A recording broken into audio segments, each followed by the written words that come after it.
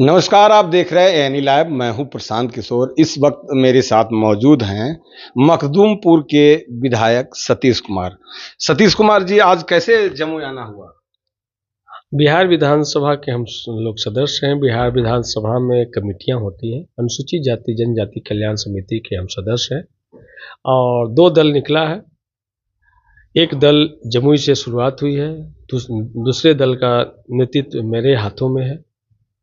तो उसी सिलसिले में कल ही हम लोग यहाँ पर आए और सभी विभागों के साथ में बैठक करके और बिंदुवार एक एक योजनाओं का हम लोगों ने समीक्षा किया। समीक्षा उपरांत जो आवश्यक निर्देश थे वो लिया और उनके रिपोर्ट को हम लोग शामिल लिए हैं। इसका अध्ययन करके जहाँ पे कमी होगी हम लोग सरकार को उसको लिखने का काम करेंगे। आप कह रहे हैं कि अनुसूचित जाति जनजाति कल्याण समिति के आप सदस्य हैं। क्या लग रहा है ये जो मौजूदा सरकार है उसमें अनुसूचित जाति और जनजाति का कल्याण हो रहा है? कल्याण तो यही हो रहा है कि आपने देखा होगा कि नीतीश कुमार जी के साथ में चीफ सेक्रेटरी रहे सुधीर कुमार जी, उनका भी FIR दर्ज नहीं होता है। AK-47 चल रहा है, ठीक है, उस पर सरकार मौन रह जाती है। लेकिन कोई दलित पिछड़ा अगर अपने हक अधिकार के लिए संघर्ष करे तो उस पर पुलिस लाठियां बरसाती है और दर्जनों FIR उन पर लाद दिया जाता है। तो दलित पिछड़ों को अपना आवाज़ रखना, अपना बात रखना यहाँ पर बैन हो गया है। एक तरीके से अघोषित इमरजेंसी जारी है बिहार में। अच्छा, ये तो विकास पुरुष और सुशासन बाबू अभी प्रगति यात्रा पर निकले हुए हैं, बोल रहे हैं कि प्रगति हो रहा है। हाँ, प्रगति हो रहा, सही बात है, प्रगति हो रहा है। घूस का प्रगति, कमीशन का प्रगति, भ्रष्टाचार का प्रगति, जातीय उत्पीड़न का प्रगति। बालू में पहले 20 फीट गड्ढा करते थे, अब 30 फीट गड्ढा करने का प्रगति। नाली में देख रहे, नदी में बालू किस तरीके से पोखलन लगा करके उठाया जा रहा है। इन्हीं तो भ्रष्टाचार का प्रगति है और ये प्रगति इनके लिए दुर्गति यात्रा साबित होगा। अभी तो पूरा हर जिला में घूम रहे हैं और महिलाओं से मिल रहे हैं, कह रहे हैं जीविका के माध्यम से महिलाओं का पूरा उत्थान हो गया है। एक बात हम पूछना चाहते हैं, ये पूरे जिले में घूम रहे, एक जिले का बताइए कि जहाँ पर जाकर के इन्होंने प्रेस से बात किया, जहाँ पे इन्होंने लोगों से बात करने का काम किया। तो ये कहीं जा नहीं रहे हैं। सिर्फ सरकार के कुछ मंत्री और पदाधिकारी, रिटायर्ड पदाधिकारी लोग इनके घेरे रहते हैं और बस इस जिले में जमुई में भी आना है 10 दिन बाद। यहाँ आएंगे किसी से में, आप पत्रकार लोग हैं, आपसे अगर वार्ता कर लेंगे तो फिर हमें बताइएगा कि नीतीश कुमार जी ने हम लोग से बुला करके सभी चीज़ों पे वार्ता की। वो वार्ता प्रेस से नहीं कर रहे हैं, न किसी से संवाद कर रहे हैं, सिर्फ आ रहे हैं। आबो भगत में करोड़ों रुपया खर्चा किया जा रहा है और खर्चा करने के बाद एक पेपर में कल पढ़िएगा कि नीतीश कुमार जी ने इतने 100 करोड़ रुपये का सौगात दे करके गए। तो ये कौन सा यात्रा है? इस यात्रा में तो करोड़ों रुपया खर्च हो रहा है और अभी और ये पहली बार है कि सरकार के पैसे से बजट अलग से 2 अरब 25 करोड़ रुपया एलोकेट किया गया है, ठीक है, और उस पैसे से यात्रा किया जा रहा है। ये पैसे बिहार के विकास में खर्चा किया जाता, इससे SC ST OBC के लिए हॉस्टल बनाया जाता, उनके बच्चों के लिए छात्रवृत्ति लागू किया जाता, तब विकास होता बिहार का। कि नीतीश कुमार जी के और NDA के कुशासन वाली सरकार का महिमा मंडन में खर्चा किया जा रहा है। अच्छा, बीजेपी के जो अभी है डिप्टी CM है बिहार में, जो विजय सिन्हा हो या सम्राट चौधरी हैं, ये सब लगातार जो है हमलावर, मतलब राजद पर हमला करते हुए दिखते हैं। कभी लालू यादव पर हमला करते हैं और कभी कभी तो परिवार पर सीधा अटैक इन दोनों का देखते हैं। देखिए, Samrat Choudhary Lalu school of politics से निकले हैं। सम्राट चौधरी को कौन जानता था? वो जानता था? लालू प्रसाद यादव जी ने ही उनको सबसे कम उम्र का मंत्री बनाने का काम किया और सम्राट चौधरी जी तो 2 ही चुनाव जीते हैं, वो दोनों लालटेन के सिंबल पे जीते हैं। उसके बाद कोई चुनाव उन्होंने जीता हो तो बताइए। तो लालू स्कूल ऑफ पॉलिटिक्स से निकले हुए हैं, इनकी तो अपनी कुछ है नहीं।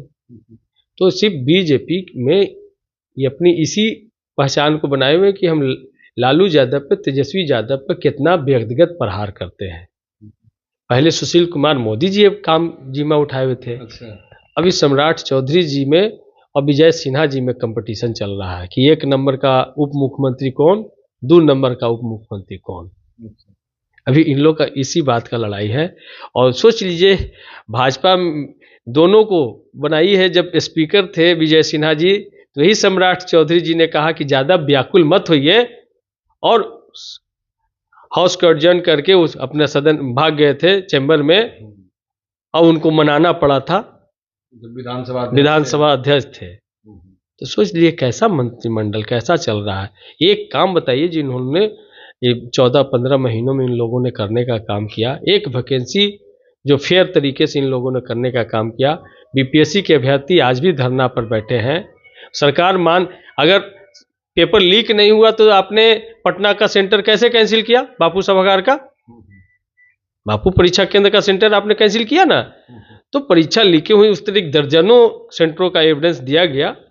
लेकिन ये सरकार पूरी तरीके से भ्रष्टाचारियों के साथ में है, पेपर बेचने वालों के साथ में है, और जो आंदोलन कर रहे हैं छात्र उनके साथ में। इस ठंड में भी, चिलचिलाती ठंड में आपने देखा वाटर कैनन का इस्तेमाल किया, महिलाओं को, छात्राओं को किस तरीके से बेरहमी से पीटा गया, और पूरा दुनिया इससे शर्मसार हुआ है। तो नीतीश कुमार जो छात्र आंदोलन से निकले हुए हैं, छात्रों को इस तरीके से रौंदेंगे, किसी को उम्मीद नहीं था। अच्छा, 2025 में चुनाव होना है, बिहार में चुनावी वर्ष है।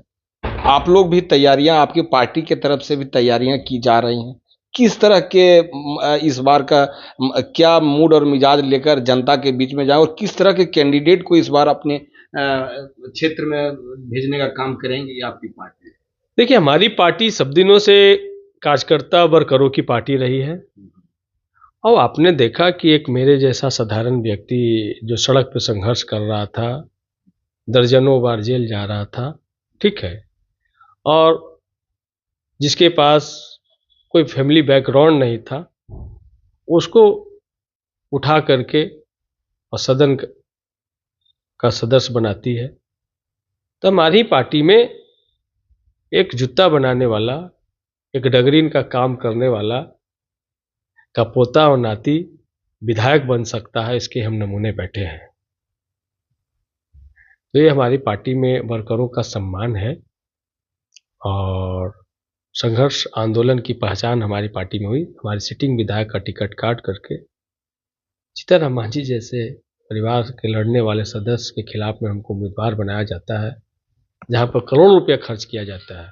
लेकिन हमारे कार्यकर्ताओं ने मेहनत करके 25,000 मत से हमको जिताने का काम करती है। और हमारे यहाँ इस बार पिछले 2020 का भी चुनाव तेजस्वी यादव जी के एजेंडों पर हुआ था। आपने देखा था, एक हेलीकॉप्टर 32 पे भारी है। हाँ। एक हेलीकॉप्टर 32 हेलीकॉप्टर पे भारी था। देश के तमाम नेता तेजस्वी यादव के इर्द गिर्द घूम रहे थे, और तेजस्वी यादव जी ने सभी को परास्त करने का काम किया। जमुई जैसे जगह पे भी आप देखें कि जबरन सर्टिफिकेट छीना गया जीते हुए उम्मीदवार का। 400, 200, 12 वोट, 16 वोट से हराने का काम किया गया। अब मामूली 5-6 सीटों के अंतर से हम सरकार बनाने से चुके। टोटल वोट में अगर अंतर देखा जाए तो 12,000 का वोट का अंतर रह गया था, इतने बेईमानी के बाद भी। जबकि जो पोस्ट पोल हुए थे उसकी गिनती नहीं की गई थी, पोस्टल बैलेट की गिनती नहीं हुई थी। तो चुनाव आयोग भी किस तरीके से निष्पक्षता से काम करता है, ये भी परीक्षे का सवाल है। तो इस बार भी हमारे एजेंडों पे, राष्ट्रीय जनता दल तेजस्वी यादव जी के एजेंडों पे ही चुनाव होना है। हमने माँ बहन मान योजना के तहत 2500 रुपये प्रत्येक माह महिलाओं के लिए गारंटी की है। हमारी सरकार बनने पर 200 यूनिट बिजली मुफ्त हम देंगे। हमारी सरकार बनने पर जो सामाजिक सुरक्षा पेंशन है उसको 500 रुपये से बढ़ा करके 400 रुपये से बढ़ा करके हम लोग 1500 रुपये करने का काम करेंगे। 5 किलो राशन से हम बढ़ा के 10 किलो राशन मुफ्त देने का काम करेंगे। किसानों को बिजली माफ़ कराएंगे, और किसानों को मुफ्त में हम लोग बिजली देने का काम करेंगे। ये तमाम एजेंडों पर हम लोग काम करने जा रहे अच्छा, हैं। एक आखिरी सवाल, अभी सोनू मोनू गैंग और अनंत सिंह प्रकरण पूरा नेशनल मीडिया में भी छाया हुआ है। आप जैसा कि देख रहे हैं कि इसको लेकर तेजस्वी भी तंज कसे हैं, तो उस पर ललन सिंह भी जो हैं वो पलटवार किए हैं। आप किस रूप में लेते हैं? देखिए, ललन सिंह जी का तो संबंध सोनू मोनू आनंद सिंह दोनों से है, आपने देखा है, दोनों का वीडियो वायरल भी है। तो ललन सिंह जी को बताना चाहिए कि सोनू मोनू के साथ है कि अनंत सिंह के साथ है। जहां 200 राउंड AK-47 से फायरिंग हो रहा है और कह रहे सुशासन की सरकार है। गृह मंत्रालय नीतीश कुमार जी के पास में है, एक बयान नहीं आता है, एक पदाधिकारियों पर कार्रवाई नहीं होता है। ये कैसा सुशासन? AK-47 पर बैठा है शासन और नाम इसको देते हैं सुशासन। ये साफ साफ दिख रहा है। इसलिए बिहार की स्थिति भयावह है। बिहार बेरोजगारी, भ्रष्टाचार और अपराध से पूरा घिर चुका है। सामंती व्यवस्था फिर से सर फैला रहे हैं। जगदेव बाबू और लालू प्रसाद जी, कर्पूरी ठाकुर जी ने गरीब गुरबे दलित पिछड़ों को जिस तरीके से ताकत दिया, फिर से उनको आवाज़ को दबाया जा रहा है। दर्जनों जगह आप रोजाना पेपर में पढ़िए, बलात्कार, गैंग रेप हो रहे हैं, हत्याएं रोजाना 30-40 हत्याएं रोजाना बिहार में हो रही है, लेकिन इसके रिपोर्ट नहीं छप रहे हैं। हत्या, लूट, गरीबी, फैला भ्रष्टाचार, और इन पर कोई रोक नहीं है। बंद करे अखबार में कोई न्यूज नहीं छप रहा। तो मीडिया मैनेज का काल चल रहा है, क्योंकि ये अमृत काल चल रहा है। मतलब तेजस्वी जी की सरकार आएगी तो आप भरोसा दे रहे हैं कि ये सब खत्म हो जाएगा? जंगल राज का जो टैग, सारे AK-47 वाले जेल में होंगे। अच्छा, ये नीतीश कुमार जी की झूठी दलील वाली सरकार नहीं है। नीतीश जी के बारे में क्या बोले थे अनंत सिंह जी के? किसकी, हम नीतीश कुमार को कौन मुख्यमंत्री बोले थे जो बोल भी नहीं सकते हैं?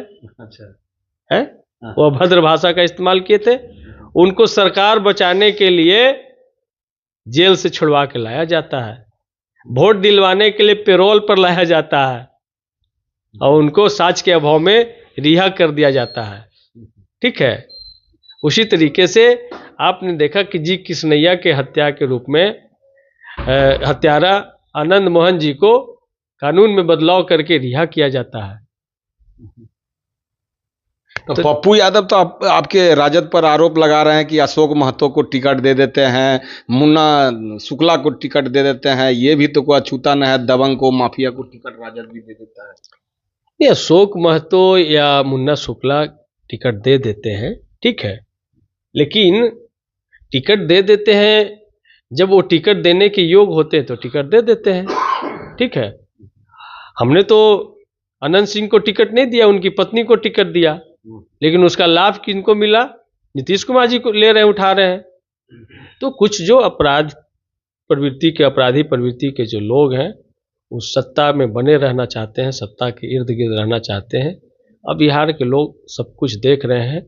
आने वाले दिन में ऐसे लोगों को खारिज किया जाएगा, इनको संरक्षण देने वाले लोग को भी खारिज किया जाएगा। तो ये है विधायक सतीश कुमार, जिन्होंने बिहार के विभिन्न विषयों पर जो है अपनी